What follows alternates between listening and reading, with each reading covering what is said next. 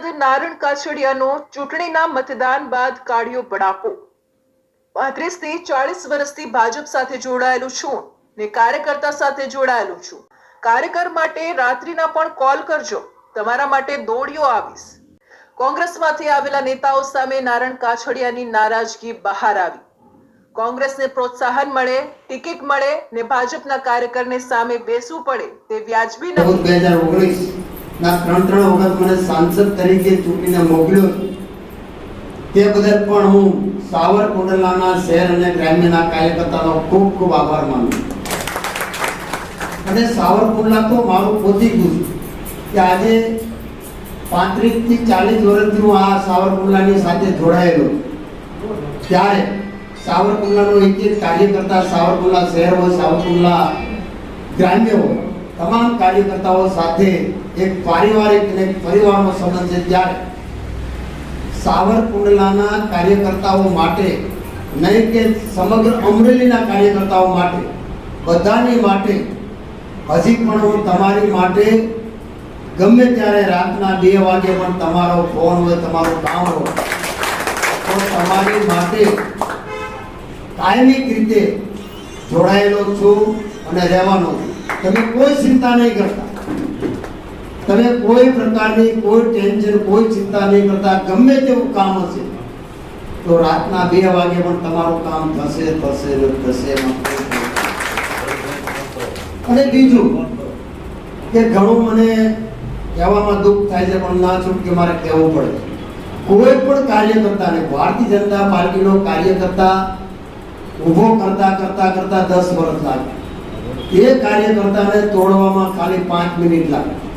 તો આવી કોઈ પણ કાર્યકર્તાને તોડવાની કોશિશ ન કરે, કોઈ પણ ધમકી આપી નહીં, કારણ કે કાર્યકર્તાની પાછળ અમે બેઠા છીએ। એટલે ભારતીય જનતા પાર્ટીના કાર્યકર્તાને ચિંતા કરવાની જરૂર નથી।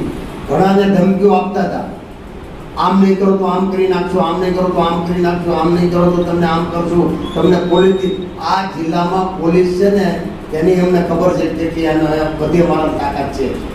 એટલે પોલીસની ધમકી મહેરબાની કરીને કોઈ કાર્યકર્તા નહીં આપવું। અને કોઈ પણ કાર્યકર્તાને આપણે પાર્ટીના કાર્યકર્તા હોય છે, આપણે કોઈ ખોટું કામ નથી કરવાનું, ખોટું કામ આપણે કરવાનું પણ નથી। એટલે આપણે કોઈથી ડરવાનું નથી, કારણ કે ભારતીય જનતા પાર્ટીનો આપણે ગળામાં કેસ નાખેલો। અને આજે જે ગઈકાલે દિલીપભાઈનો લગભગ તો બધી જગ્યાએ તમે જોયું કે કોંગ્રેસમાંથી કે આપમાંથી સવારમાં આવે, બપોરે એમને હોદ્દો મળે, બીજે દિવસે એમને કેબિનેટની મંત્રીના પદ મળી જાય, સંગઠનના પદ મળી જાય, ધારાસભ્યની ટિકિટો મળી જાય। તો ભારતીય જનતા પાર્ટીના એક સાંસદ તરીકે તમે પાર્ટીની અંદર લેવો, અમને કોઈ વાંધો નથી। પાર્ટીના નિયમ પ્રમાણે આપણે લેવા જોઈએ અને લઈ આપણે સરવાળો કરવાનો છે, બાદબાકી નથી કરવાની, એ અમે માનીએ છીએ। પરંતુ ભારતીય જનતા પાર્ટીના કાર્યકર્તાને ભોગે નહીં। ભારતીય જનતા પાર્ટીનો કાર્યકર્તા 35 વર્ષથી ઘૂંઘટ પાથરતો હોય, ભારતીય જનતા પાર્ટીના ઝંડા લગાડતો હોય, ભારતીય જનતા પાર્ટીના નારા લગાડતો હોય, અને તમે કાલે સવારે લઈ આવો, એ તમે સ્ટેજ ઉપર બેસતો હોય અને ભારતીય જનતા પાર્ટીનો કાર્યકર્તા, સિનિયર કાર્યકર્તા હોય, એ સામે બેઠતો હોય, એ કેટલા અંશે વ્યાજબી છે। અને ભારતીય જનતા પાર્ટીના કોઈ પણ કાર્યકર્તાને સાઇડલાઇન કરી અને કોઈને તમારે હોદ્દો કે તમારે પદ આપવું, જે કાલ સવારે આવતા હોય એમના માટે તો ક્યારેય અમે સ્વીકારી ન શકીએ। કારણ કે અમે જેમ દૂધમાં સાકર ભળે એમ ભળી જાવ, એમાં અમને વાંધો પણ નથી। પણ ભારતીય જનતા પાર્ટીનો કાર્યકર્તા છે, જૂનો કાર્યકર્તા છે, જે અડીખમ કાર્યકર્તા છે, એને ક્યારેય અન્યાય ન થાય। કારણ કે આજે આપણી સત્તા છે, આપણી રૂલિંગ પાર્ટી છે, અને આપણે રૂલિંગ પાર્ટીમાં હોવા છતાં આપણી માટે આટલી મોટી ફોજ છે, છતાં પણ આપણે સામે પક્ષે કશું નથી, એક પણ કાર્યકર્તા નથી, એક પણ નેતા નથી, એનું કોઈ નેટવર્ક નથી, એમની આગળ કોઈ સત્તા નથી, છતાં પણ આપણને હંફાવે છે। તો એમની પાછળનું પણ કંઈક કારણ છે, એમની પાછળનું પણ કંઈક કારણ છે કે આટલી મોટી આપણી પાસે વિશાળ કાર્યકર્તાઓની ફોજ છે, આપણી પાસે આટલી મોટી સત્તા છે, આપણી પાસે બધી જ વ્યવસ્થાઓ છે, છતાં પણ આજે વિપક્ષ આપણને હંફાવી દે ત્યાં સુધી આપણે ઇલેક્શનમાં આપણે જોઈએ છીએ। તો એની પાછળ આજે કાર્યકર્તા જે આ ઇલેક્શનની અંદર ખાલી અમરેલી લોકસભાની અંદર 1.5 લાખ મત ઓછા પડ્યા છે, અમરેલી લોકસભામાં 1.5 લાખ મત ઓછા પડ્યા છે એનું કારણ છે કે મતદારોની નિરસતા, કાર્યકર્તાઓની ઉદાસીનતા, અને ઉદાસીનતા અને નિરસતા એટલા માટે કે આજે તમે જે કંઈ કરી રહ્યા છો એ પાર્ટીથી ખરેખર કાર્યકર્તાને નારાજ કરીને કરી રહ્યા છો. આજે આવડી મોટી ફોજ આપણી પાસે છે. જ્યાં આપણે 2019માં આપણી પાસે જિલ્લા પંચાયત નહોતી, એક પણ તાલુકા પંચાયત નહોતી, એક પણ નગરપાલિકા નહોતી, એક પણ ધારાસભ્ય નહોતો, છતાં પણ આપણે 2 લાખ કરતા વધારે મતથી જીત્યા હતા. 80,000 મત કોંગ્રેસના ધારાસભ્યોની લીડ કાપી અને આપણે 2,01,000 જીત્યા હતા. તો આપણે 3 લાખ મતથી આપણે જીત્યા હતા. તો આજે આપણે આ પરિસ્થિતિ આપણે આવી છે એની પાછળનું પણ કંઈક કારણ છે. સાહેબ, 3 વાર પાર્ટીએ મને ટિકિટ આપી.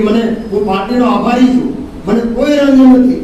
પરંતુ તમે જે સિલેક્શન કર્યું છે ને કે તમે અમરેલીને 23 લાખની વસ્તી અને તમે 17.5 લાખ મતદારોનો દ્રોહ કર્યો છે. ભારતીય જનતા પાર્ટીએ દ્રોહ કર્યો છે. દિલીપ સંઘાણી હતા, મુકેશ સંઘાણી હતા, ડોક્ટર કાનાભાર સાહેબ હતા, બાબુભાઈ ઉંધાણ હતા, હિરેન હેરપરા હતા, કેશુભાઈ નાકરાણી હતા. કેટલા ભારતીય જનતા પાર્ટીમાં મજબૂત ચહેરાઓ હતા. તો તમારે સામાન્ય જે વાત ન કરી શકે, ગુજરાતીમાં પણ એક ઇન્ટરવ્યુ ના આપી શકે, જે બોલી ન શકે એવી વ્યક્તિને તમે ટિકિટ આપીને ભારતીય જનતા પાર્ટીના કાર્યકર્તાને તમે દ્રોહ કર્યો છે. તેમાં મને કહેવામાં જરા પણ એટલી શોક્તિ નથી. અને આવનારા સમયમાં સમગ્ર જિલ્લાના કાર્યકર્તાનો હું અહીંથી મેસેજ આપું છું સાવરકુંડલાથી કે તમારો નામચંદ નારાયણ કાછડિયા અત્યારે હજી પણ જીવે છે તમારી માટે અને ભારતીય જનતા પાર્ટીના કાર્યકર્તા માટે છેલ્લા શ્વાસ સુધી લડી લેવાના હોય.